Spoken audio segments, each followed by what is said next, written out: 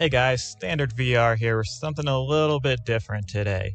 Today we're going to do the Week 4 pick'ems for the SPL Pokemon Draft League. Now if you don't know what the SPL is, it is the premier draft league among Pokemon players, and this season they are doing a VGC draft instead of their normal singles draft. So it's super exciting, super fun. Let's get into it. Let's see if we can pick who will win these Week 4 battles. So, this first matchup, this is That's a +1 versus Necra. So I am helping That's a +1 team build for a lot of these matchups, so I'm not going to speak too much on this one, but I do believe that we have cooked up some spicy tech to take on Necra, because as you can see, her team does have a lot of defensive tools to really stop a lot of the aggression that we're trying to bring with That's a +1's team. So if you weren't planning on it, definitely plan on checking out these battles, because this is going to be an absolute fantastic matchup. Next up, we have Aaron Cybertron Zang versus Sierra Dawn. Aaron Cybertron Zang being one of the premier VGC players in this league against Sierra, who is one of the greatest casters for the Pokemon VGC circuit. So, first impressions, Sierra has a lot of speed on her side. She's got that big Regieleki that can go for E-Webs, really slow down that Spectrier. That being said, obviously Aaron has a tremendously strong Trick Room core with that Cresselia, with the Grimmsnarl, Ursaluna, and Namorous. So if he can slow this game down, I think he has good shots to win it. So, I'm kind of... it's a tough one. It's a tough one. I am leaning towards Sierra being able to pull this one out, because I see things where you got, like, Imprison, Trick Room. You have a whole lot of damage coming out from, like, that Chi-Yu, that Roaring Moon, that Ogerpon Wellspring. Hard to say. I do think I'm going to go ahead and go with Sierra just from the overwhelming pressure that she can exert really early on in this match. So, let's move on to the next one. This one, we have Joe UX9 versus Moxie Boosted. Two big pillars of the VGC community duking it out with this one. Joe, I run into Joe at about every VGC regional that I go to. We end up facing at some point in the early rounds. Super fun player to play against. Moxie I've played, I think, just once. And again, super great guy. Super fun to play against. Obviously just beats me silly every single time. So, first impressions on this. Moxie doesn't have a whole lot of traditional speed control when talking VGC sims. Pretty sure Comfy learns Trick Room, which is an option. Joe, on the other hand, does have a lot of options to go, like Tailwind stuff. You have some options to speed up the game. That said, a Sneasler is a huge threat, especially because it can do that Grassy Seed to get the immediate speed boost and defense boost and allow it to outspeed things like Bundle. Another tough one, because I know these guys know VGC, these guys know their Mons, these guys know how to bully other Mons. I think I'm going to give it to Joe UX9 this week. I think that Moxie's main damage output from this team really gets bullied by things like Rillaboom, like Gouging Fire, and like Sneasler. And as we know, I'm a huge Raikou fan, and the fact that Joe UX9 has that Raikou on his team, it's just going to pull it out for me. So I'm going with Joe on this one. This next matchup is Owen versus Viz. Viz has been an absolute powerhouse this entire draft league. he has a super spicy team that can go fast or slow. That Prankster Meowstic has been an absolute thorn in people's side. And I'm seeing... I don't see a lot of bulk on Owen's side, which is why I think that this Dragapult Meowstic into Urshi single strike Iron Crown, I think that this one can just overwhelm Owen's team. I would be very excited to see this match because I would really like to see how Owen plays this one. I think it'll be close. I think there's some serious threats to a lot of Viz's offensive core just with the Xianpao. I think I'm gonna have to give this one to Viz. Just because I think he overpowers. And I don't see a whole lot of ways for Owen to kind of play around that. I mean, you could go for T-Wave shenanigans with Thundurus. You obviously have the redirection with Magmar. Viz does have a lot of single target damage. Obviously, as we've seen, Meowstic can just Prankster set that Psychic terrain, and Iron Crown can just throw off massive expanding forces and just chunk everything for massive damage. So I do think I'm going to go with Viz on this one. Next matchup, we have Mount versus Nexus. Now, Mount has that super powerful Rain Core. Pelipper, Basculegion, Archaludon, that can really cause some problems for Nexus in this matchup. So I really think Nexus is going to want to play that Torkoal correctly, make sure that Lilligant stays faster and everything else, make sure those big water moves coming out aren't doing as much damage. Mount does have the redirection in Mouse Hold, and obviously you could just go aggressive Mouse Hold and go Pop Bomb, which absolutely just smokes everything, because that Mon is absolutely ridiculous. But I do think I'm going to have to give this one to Nexus, just on the fact that it is a Sun team, and not just that it's a Sun team,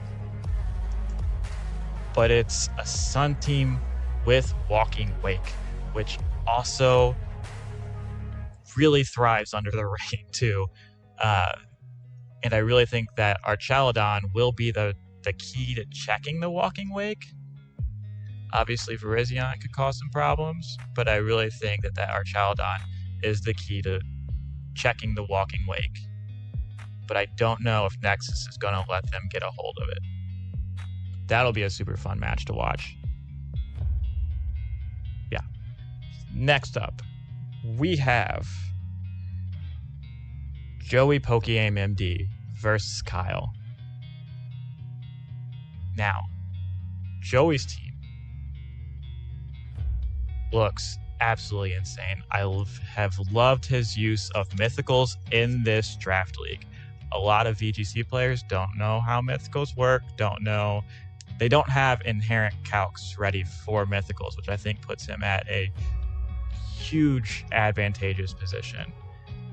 There's not a whole lot of inherently dynamic, super fast speed control on either side. Drifblim, I believe, still gets Tailwind, so you have to watch out for that. Kyle does have a really good Fire, Water, Grass core with the starters, with Incineroar, Primarina, Superior. Super strong core. Amoonguss, always a thorn in every VGC player's side. Whew. This is a tricky one. I like a lot of the tech that a lot of Kyle's Mons can bring to the table. Iron Valiant with that booster to speed could make it a severe threat. Superior, if it gets set up, can be a huge threat, but does kind of get walled by Hide Grapple. You could run Dragon Pulse. I do think I like Pokeaim's chances in this matchup. Kyle has a lot of defensive core that can wall Pokeaim if he does not bring the correct Mons. However, I never underestimate an Annihilate. That thing is absolutely terrifying if it gets set up, if it gets boosted. And this is one of the great things about draft is you take these mons like Annihilate that are absolutely just cracked on their own in a vacuum. And you take away a lot of the answers that the current VGC format has for them, and this thing can just decimate entire teams. So I think this one I'm going to have to give to Pokeaim, possibly just on the merits of I like these mythicals he's got going on with Deoxys, Manaphy, and Diancie. Next one, we have Cloverbells versus Olivia. Now, Cloverbells has one of my favorite VGC techs, which is that Murkrow, Hisuian Typhlosion. You just go Tailwind, big eruption, just blow everything up, which looks really good into Olivia's team. They do have a little bit of weather control with the Alola Ninetales.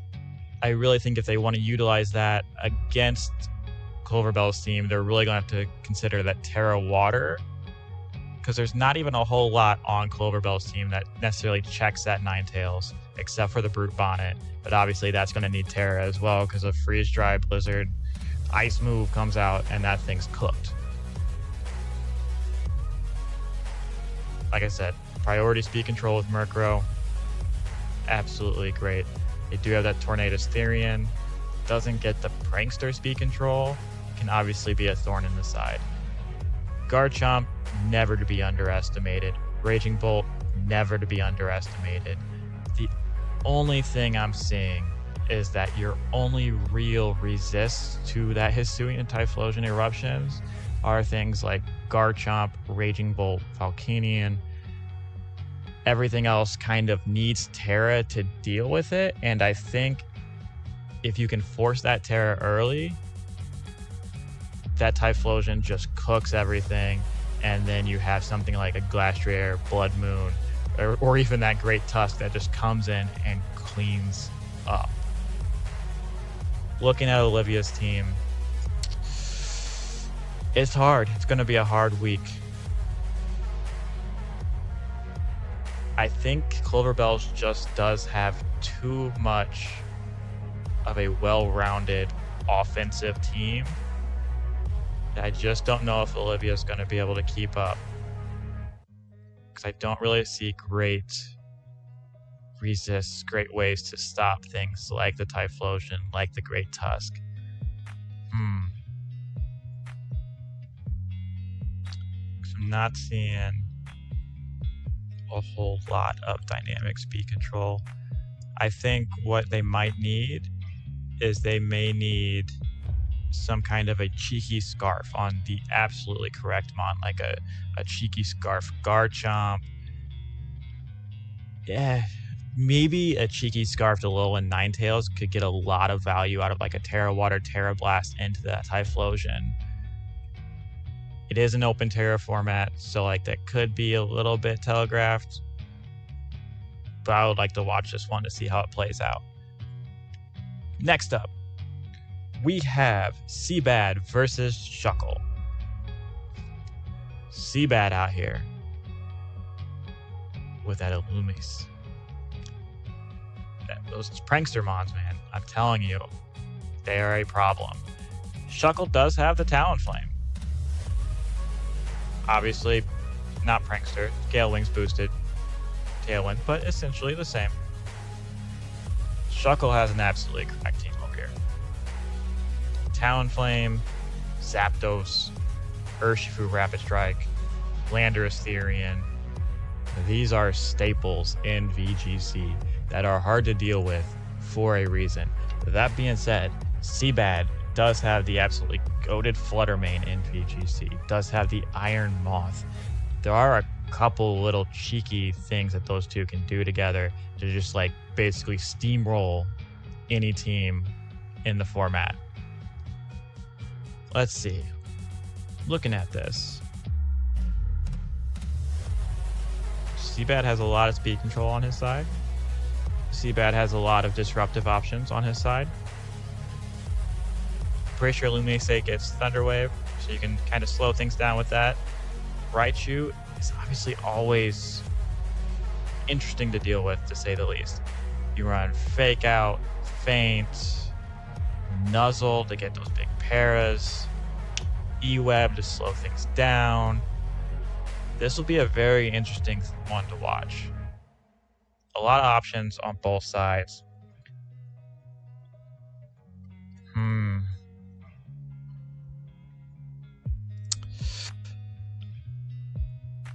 I do think I'm going to go with Shuckle this week.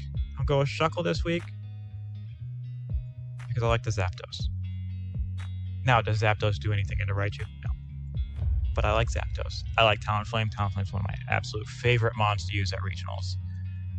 I'm gonna give this matchup to Shuckle. All right. Next one, we got James Beck versus Keeley. James Beck, another staple in VGC, has an absolutely cracked team with the Glamora, with the Goldango, the Tatsu Dozo combo. This is ridiculous. That being said, Keeley has the Tornadus Incarnate, which gets that Prankster Tailwind. They have a Typhlosion. They have a Baxcalibur, a Quackleval, which I'm pretty sure might have just gotten banned in UU, and a Hisuian Sneasel.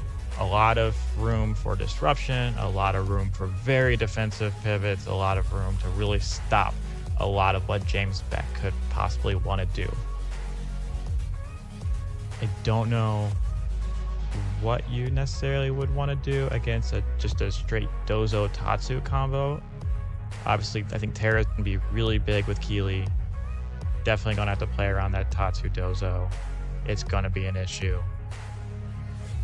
And I know that James Beck has just cracked at draft too. I'm pretty sure his last battle against PokeAim MD, where he brought the solo Dozo, not something that I would have been on my bingo card.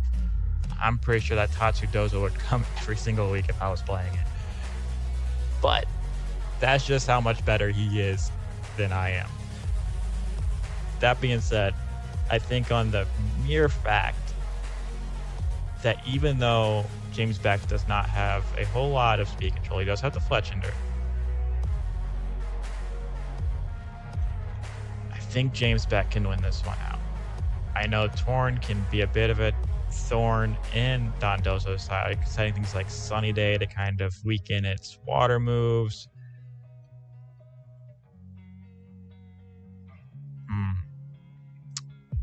I'm going to give this one to Beck. And the last matchup, we have Amel versus Tone. Two super cool teams, in my opinion. T-Tar Excadrill on Tone's side. A staple duo that is just absolutely just so cool to see. I love playing stand teams. Early on with some of my earlier videos, we used a lot of Keldeo. I think it's a crazy mon that's in UU right now in singles. The damage output on this thing is unexpected. That being said, Amel does have that Indeedee and that Hoopa Unbound with the absolutely great defensive pivots of like Okidogi, Blastoise, Skeledirge. Would not underestimate an Ursaring. That thing gets quick feet. I think it's going. It can start just bopping things. So what I'm looking at, here's what I'm looking at. Salamence does get things like Intimidate, so that can slow down. Well, you can't slow down Okidogi. It's got Guard Dog. Forget about that ability sometimes. So that is something that Amel could bring to kind of stop that Salamence. But I don't know if you would bring Intimidate really, because he's got a lot of special attackers. I mean, Hoopa can be either or, it can even be mixed, because that is one of those absolutely broken mons. Volbeat is something to be wary of on Tone's side.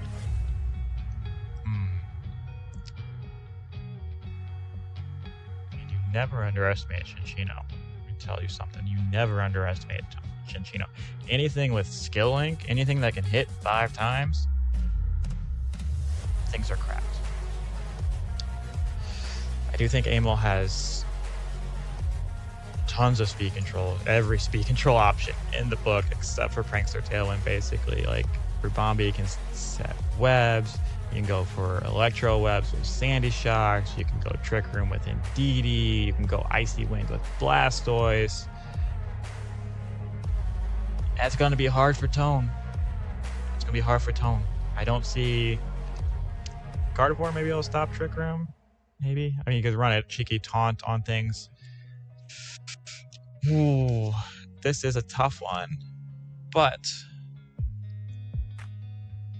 I do think Amel just has a little bit too much control with his team that I don't know if Tone's going to be able to outplay. But it is possible. It is possible, especially with PTRX control. You never underestimate that duo. You just, or Keldeo for that matter. I am going to give it to Amel this week. And I'm going to give it to Amel. Not because I think his team is so much better than Tone's.